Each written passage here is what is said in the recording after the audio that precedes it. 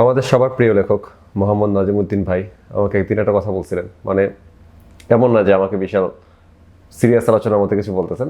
আমরা হাকিম চত্বরের সামনে দাঁড়াইছিলাম তখন, যে যতটুকু মনে পড়ে আর কি। তো আমরা একটা আড্ডা দিয়ে ফিরতেছি এমনিতেই, সবাই কাইন্ড অফ ফ্রি ছিলাম, সেখানে আড্ডাটা হয়েছে। তো বের হয়ে আসার সময় মনে হয় উনি বলতেছিলেন যে বাংলাদেশের মানুষের যেটা সমস্যা আর কি, যে কেন কেন জানি ক্রিকেট নিয়ে কথা উঠছে। তো যেটা হলো যে উনি বলতেছিলেন যে বাংলাদেশের মানুষের সমস্যা হচ্ছে যে বাংলাদেশের মানুষ তো মিডিওকার এবং আমাদের জাতিগত অর্জন খুবই কম। এই কারণে যেটা হয় যে আমাদের মধ্যে যে মিডিওকার যে একটা ব্যাপার আছে, এটা হচ্ছে আমরা খুব সুন্দর মতো ধারণ করি এবং বাকিদের মধ্যে দেখতে চাই। এই কারণে বাঙালিরা কি করে, মিডিওকার যারা প্লেয়ার আছে তাদেরকে খুব বেশি চেয়ার করে, কিন্তু এক্সট্রা অর্ডিনারি তারা নিতে পারে না।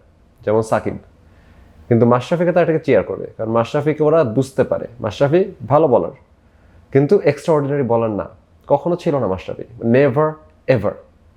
কিন্তু বাঙালি ওকে বুঝতে পারে যে হ্যাঁ মিডিওকার, মোটামুটি খেলে, বাকিদের চেয়ে একটু ভালো খেলে বা সমান খেলে, মাঝে মাঝে পারে না, মাঝে মাঝে পারে, এটা ওরা বুঝে। কিন্তু এক্সট্রা অর্ডিনারি সামথিং এটা ওরা নিতে পারে না, যেমন সাকিব আল হাসান। যে কারণে বাংলাদেশের মানুষ মাশরাফিকে নিয়ে বেশি মাতামাতি করে, কিন্তু সাকিবকে তার প্রাপ্য সম্মান কখনো দেয় নাই। তো নাজিম ভাইটা বলছিল, খুবই সত্য কথা বলছিল। কিন্তু তারপরে আজকে এরকম একটা কমেন্ট দেখলাম, দেখে আমি পুরো মানে চোদনা হয়ে গেলাম। চোদনা হয়ে কিছুক্ষণ কমেন্টটা পড়লাম, তারপরে 3বার কমেন্টটা পড়ার পর আমি স্ক্রিনশট নিলাম। তারপর ভাবলাম যে তুই কথা বলতে হবে এটা নিয়ে। মানে এমন না যে কেউ দেখবে কি দেখবে না, এটা ওকে বলতেই হবে, মুখ চুলকাইতেছে, না বললে হচ্ছে না। তো ওই কমেন্টার বলছে কি যে খেলা মানে, ভালো খেলোয়াড় মানে ভালো খেলা না, ভালো খেলার মানে হচ্ছে কতটুকু মানুষের ভালোবাসা পেল, কতটুকু দলকে সামলায় রাখলো, এগুলা হচ্ছে ভালো খেলোয়াড়। কিন্তু ভালো খেলতেই হবে, এটার কোনো দরকার নেই ভালো খেলোয়াড় হওয়ার জন্য। আমি বোকাচোদা হয়ে গেলাম। মানে একটা খেলোয়াড় ভালো খেলোয়াড় হবে, অথচ ভালো খেলার দরকার নাই তার। এইটা মানুষের বিলিফ, মেজরিটি মানুষ এটা বিলিভ করে আসলেই। তারা মনে করে যে মাশরাফি গ্রেট, মাশরাফি গ্রেট অবশ্যই তার লিডারশিপের জন্য। সে যে এতটা প্যারা নিয়ে খেলে গেছে, যেটা উচিত হয় নাই, তার উচিত ছিল জায়গাটা ছেড়ে দেওয়া কাউকে। কিন্তু সমস্যা হচ্ছে যে বাংলাদেশ উনি জায়গা ছেড়ে দিলে আরেকজন এসে টেক ওভার করে কোথাও যাইতো, তাও আমরা জানি না। সো ওটার জন্য আমরা দোষ দিতে রাজি না। কিন্তু উনি গ্রেট অবশ্যই নন স্পোর্টিং জিনিসপাতির ক্ষেত্রে।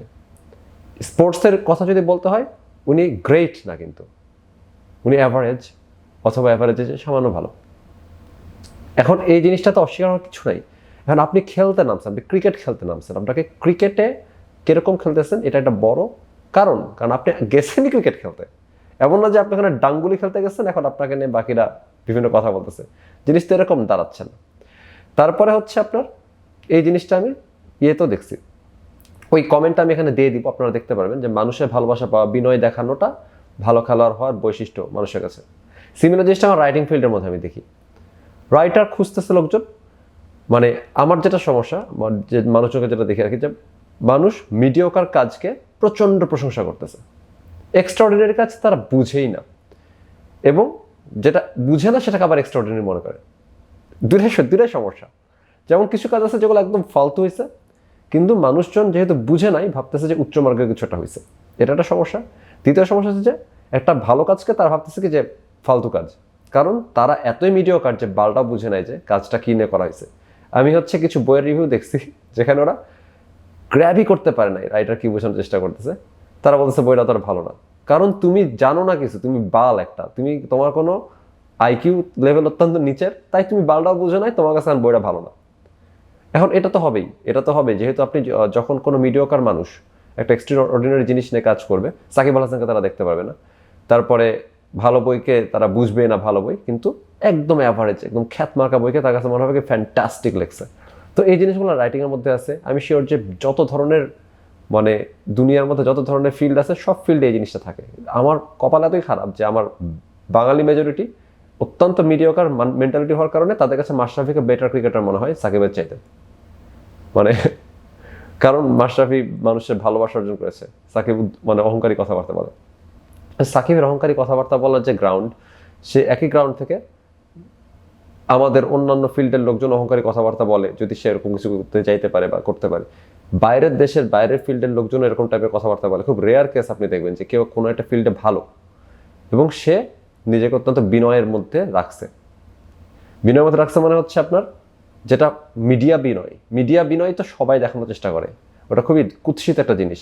এবং উইয়ার্ড ব্যাপার হচ্ছে যে আমাদের পপুলেশন বেশিরভাগ সময় বুঝে না যে মিডিয়া বিনয় করে, যেমন মেসির কথাবার্তা অথবা বেশ কিছু ক্রিকেটারের কথাবার্তা মানুষ কোট করে শেয়ার করে যে কত বিনয়। এটা হচ্ছে মিডিয়ার বিনয়, কমপ্লিটলি ডিফারেন্ট জিনিস। মিডিয়াতে আপনি কি বলতেছেন এবং কোন বিনয়টা দেখাচ্ছেন, কিন্তু আপনি ভালো মতন যদি আপনার চোখ থাকে দেখার মতন, আপনি থ্রু অ্যান্ড থ্রু দেখতে পারবেন যে প্রত্যেকে যারা ভালো খেলে, ভালো কাজ করে, ভালো গান করে, প্রত্যেকে মনে করে যে ও বেস্ট অফ দ্য বেস্ট, অথবা ও one of the best at least. এটা সে মনে করবেই, কারণ সে আসলেই বেস্ট অফ দ্য বেস্ট, অথবা সে আসলে ওয়ান অফ দ্য বেস্ট। এমন না যে সে এটা ভাবতেছে এই কারণে যে সে মিথ্যা গর্বে মারা যাচ্ছে। মিথ্যা গর্বে মারা যেতে পারে যারা হচ্ছে মিডিওকার প্লেয়ারদের সাপোর্টার তারা, অথবা সেসব প্লেয়াররা, কিন্তু রিয়েল যে বেস্ট তার তো আসলে এটা সে জানে, বিলিভ করে, এটা ফ্যাক্ট হিসাবে সে জানে, এবং সেটা বিলিভ করে দেখে সে এখানে আসতে পারছে। কারণ প্রথমে আপনি যদি কোনো কিছু করতে চান লাইফের মধ্যে, আপনাকে ফার্স্টে ট্রুলি বিলিভ করতে হবে যে আপনি এটা যোগ্য, তারপর আপনি ওখানে যাবেন। ধরেন যখন আমি প্রথম লেখালেখি শুরু করছি, প্রতিদিন আমি 12 ঘন্টা করে লিখতেছি, আমাকে কেউ চিনে না পুরো বইয়ের জগতের মধ্যে, কারো কোনো আইডিয়া নাই, কারণ আমার কোনো লিঙ্কও নাই, কানেকশনও নাই যে কাকে বলবো যে ভাই বইটা লিখবো, আপনাকে হচ্ছে একটু পড়ে দেখাতে পারবো কিনা, এটা বলার মানুষও আমার নাই, আমি চিনি না কাউকে। আমি কি করলাম, যেহেতু কাউকে চিনি না, কিছু করি না, আমি প্রতিদিন 12 ঘন্টা করে লিখতাম। 3-3.5 বছর ধরে প্রতিদিন 12 ঘন্টা করে লিখছি, সেমিস্টার ফাইনালের মাসগুলো বাদ দিয়ে। কেন? কারণ আমি বিলিভ করতাম যে আমি সেরাদের সেরা হচ্ছি। আমি যদি তখন বিলিভ না করতাম, কাউকে কুত্তায় না কামড়াইলে সে প্রতিদিন 12 ঘন্টা করে লিখবে না। বন্ধুরা ডাকতো যে আড্ডা দিতে আসবি না, আমি চাইতাম না, গালি খাইতাম, বলতাম বিভিন্ন বালছালের কারণ দেখাইতাম, মুভি দেখতাম না, দেখার ইচ্ছা আছে কিন্তু উইশ লিস্টে, ওয়াচ লিস্টে মুভি জমতেছে, বাট আমি বিলিভ করতাম যে আমি বাংলাদেশের মধ্যে best of the best writer হব, এবং সেটা বিলিভ করতাম দেখে আমি এই কাজটা করতে পারছি, এবং তারপরে এখন আমি ওয়ান অফ দ্য বেস্ট হইতে পারছি। বেস্ট অফ দ্য বেস্ট হয়তো আমি নিজেকে বলবো না, বাট আমি যে ওয়ান অফ দ্য বেস্ট নিজেকে বলতেছি তার কারণ আমি ট্রুলি জানি যে আমি এটা বলার মতন জায়গাতে আসছি। সাকিব যখন বলে যে পঞ্চপাণ্ডব, আমি তো 1 নম্বর পাণ্ডব, তখন সাকিব জানে দেখে বলতেছে। এখন বাঙালি মানুষের সমস্যা হচ্ছে সে মিডিওকার নিবে। যেমন ধরা যাক যে, এটা আমি নিজের ক্ষেত্রেও দেখি যে হচ্ছে একদম অ্যাভারেজ, যেরকমটা একটা ব্যাকরণ মেনে অনেকে অনেক বইপত্র লেখে, যেটা আমি খুব ভালো মতো জানি, যে কোনো পাঠকই জানে। যে কোনো একটা ইংলিশ নভেল নেবেন, দেখবেন যে কীভাবে তারা স্টোরি সাজাচ্ছে, সেট আপ করতেছে, একদম বাই দ্য বুক বেশিরভাগ রাইটার। এই বাই দ্য বুক লেখার মধ্যে আপনার ভালো হইতে পারে, খারাপ হইতে পারে। বাই দ্য বুক লেখাটা সুবিধা হচ্ছে যে আপনি যদি ফেইলও করেন, তারপরে সেটা চোখে ধরা নাও করতে পারে যে আচ্ছা মনে হলো ঠিকই আছে। আমি পুরো ভুয়া বই পড়ছি কিছু, new York Times best seller, যেগুলো আসলে জঘন্য বই। আপনার কাছে মনে হবে খুবই স্ট্রাকচার, খুবই অর্গানাইজড, প্রচণ্ড এডিট হয়ে কিন্তু আসছে জিনিসগুলো। তারা কিন্তু ওইগুলো মেনটেন করছে, কীভাবে গল্প শুরু করতে হয়, কীভাবে শেষ করতে হয়, কোন কোন টুল ইউজ করবে, এত ছক্কাটা যে আমার মতন লোকজন বা যারা অনেকদিন ধরে বইপত্র পড়ে তাদের আর ভাল লাগে না এগুলো। সো আমি ওই ধরনের জিনিস লিখি না। যদি আপনি খেয়াল করে দেখার চেষ্টা করেন, আমার উপন্যাসগুলো কমপ্লিটলি ডিফারেন্ট। আমি ওই ফরম্যাটটা পুরোপুরি ব্রেক করি। এই ফরম্যাট ব্রেক করা কিন্তু অনেক অভিজ্ঞ রাইটাররা করার চেষ্টা করে, অথবা আমার মতন সাহসী লোকজন করে, যারা একদম শুরুর দিক থেকে এসে ফরম্যাট ব্রেক করছে ইচ্ছা করে। কারণ আমার এই ফরম্যাট ভালো লাগে না, এটা অত্যন্ত বোরিং ফরম্যাট। দুনিয়া সবাই ভাবে লেখে এবং সবাই ভাবে বলে, বোঝাই যায় কী হবে। একটা ঘটনা ঘটছে, কেউ গায়েব হয়ে গেছে, তাকে খবর খুঁজতে যাচ্ছে, অর্থাৎ খুনের ঘটনা। কি করে মানুষজন, কীভাবে গল্প লেখে খুনের? একজন খুন হলো, গোয়েন্দা নামলো, তত্ত্ব খুঁজে বেড়াচ্ছে, মানে ক্লু খুঁজে বেড়াচ্ছে, ক্লু কিছু পাচ্ছে, সেই অনুযায়ী সে গোয়েন্দা অপরাধীকে ধরে ফেলতেছে। পাঠকের শুধু গেস করতে হবে অমুক নাকি তমুক, সেই টিপিক্যাল হুডানিট। এবং হুডানিটের মধ্যে অনেক ধরনের ব্যাপার আছে, ধরা যায় ড্রাগন মারতে যাচ্ছে বা গুপ্তধন খুঁজতে যাচ্ছে, একই কথা। ক্লাইম্যাক্স এখানে আছে, সে যাচ্ছে, সবাই জানে যে এটা নিয়ে কাজ হচ্ছে, এটার দিকে যাচ্ছে, মানে সেম বুলশিট স্টোরি। আমি তো জানি শেষ পর্যন্ত খুনি ধরা পড়বে, তাই না? আমি তো জানি শেষ পর্যন্ত খুনি ধরা, কয়বার পড়বো, কয় হাজার বার আমি এই সেম স্টোরি পড়বো। যেখানে একজন খুন হয়, গোয়েন্দা আসছে ক্লু খুঁজে, আমি নিজে ক্লু বুঝতে পারি যে সেখানে রাইটার ক্লু রাখছে, ওখানে ক্লু রাখছে, এগুলোর জন্য অমুক খুনি হওয়ার কথা। অমুক যদি না হয় তমুক হবে শিওর, এবং সবসময় হয়। কারণ এখন টুইস্ট দেওয়া সম্ভব না পুরাতন পাঠককে। সো আমি বিরক্ত, আমি এই জিনিস কাউকে পড়াতে চাই না। যে কারণ আমি যেগুলো টুইস্ট রাখি বইয়ের মধ্যে, সেগুলো আপনাকে আমি অবাক করে দেওয়ার জন্য রাখি নাই। আমি ধরে নিছি পাঠক এই টুইস্টটা ধরতে পারবে। যারা ধরতে পারে নাই তারা হয়তো নতুন বই পড়তেছেন, আমি ডিসঅ্যাপয়েন্টেড ফিল করি কেউ যদি আমার বই পড়ে টুইস্টেড ফিল করে। অনেকে করে, কারণ নতুন পাঠক তো থাকবেই, সবাই তো আর মানে পুরাতন পাঠক হতে তো সময় লাগবে। কিন্তু এই যে এখানে মূল পয়েন্ট হচ্ছে যে এই ফরম্যাট ব্রেক করার কারণটা হচ্ছে, আমার বই পড়লে দেখবেন যে জিনিসটা একটা মানে আনপ্রেডিক্টেবল। আপনি আসলে বলতে পারবেন না যে আর এটাকে খুনি হতে যাচ্ছে, খুনিকে ধরা পড়বে, এটাকে শত্রু হতে যাচ্ছে, ধরাকে পড়বে, অনেক সময় পড়ে না। আমি এটাও ইচ্ছা মতন ব্রেক করি, আমি ফরম্যাট সবসময় ব্রেক করি। কারণ হচ্ছে ওই অর্ডিনারি মিডিওকার কাজ করতে আমি চাই না। তারপরে যারা অত্যন্ত মিডিওকার কাজ ভালোবাসে তাদের কাছে আমার এই অ্যাপ্রোচই খারাপ লাগে।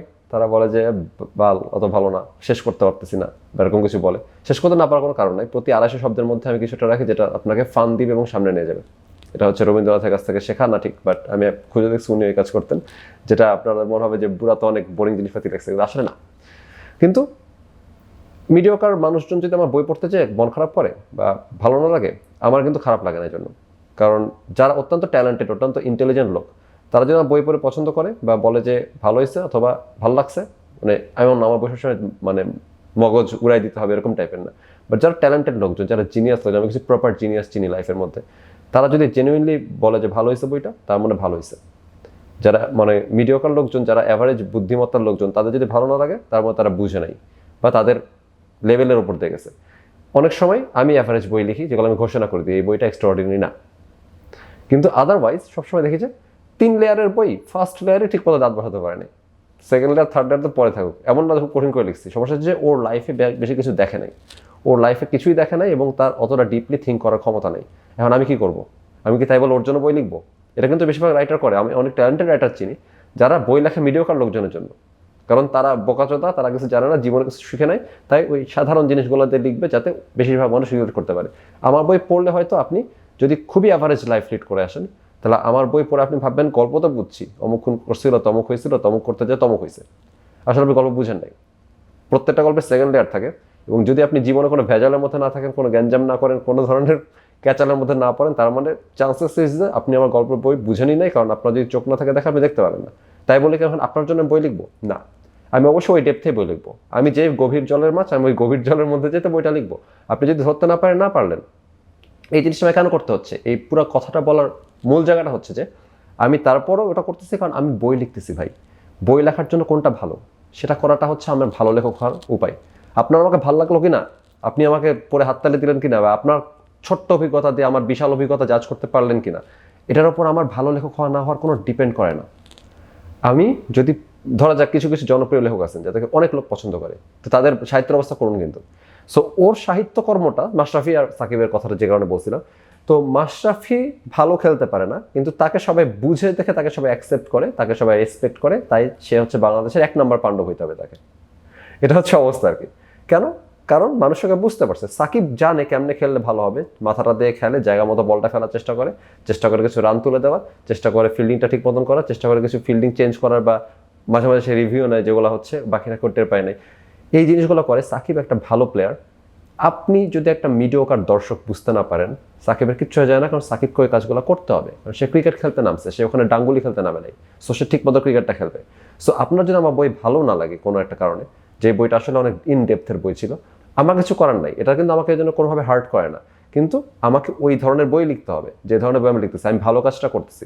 আপনার দাঁতে না ফুটলে কিছু করেন, আপনি খারাপ বই পড়েন, আপনি মিডিওকার বই পড়েন, এটা তো আমার তো সমস্যা নেই। কিন্তু মাঝে মাঝে লোকজন বলে যে তুমি হচ্ছে যেই ধরনের জিনিস লিখতেছো, মানুষজন তো এসেন্স ধরতে পারতেছে না, তুমি ওদের ইজি করে হচ্ছে ওদের জন্য কিছু লেখো। কেন? আমি এখানে তো ক্রিকেট খেলতে আসছি, আমি এখানে ক্রিকেট খেলতেছি, আমি ভালো ক্রিকেট খেলতেছি। আপনি যদি মিডিওকার দর্শক হন, আপনি মাশরাফি ফ্যান হবেন, সমস্যা নাই তো, আপনি মাশরাফি ফ্যান হয়ে থাকেন, সাকিবের ফ্যান হইতে হবে না আপনার। সেরকম আমারও তো দরকার নাই তো, আমি আপনার ফ্যানশিপ আদায় করার জন্য তো আমি অবশ্যই মিডিওকার জিনিস লিখবো না।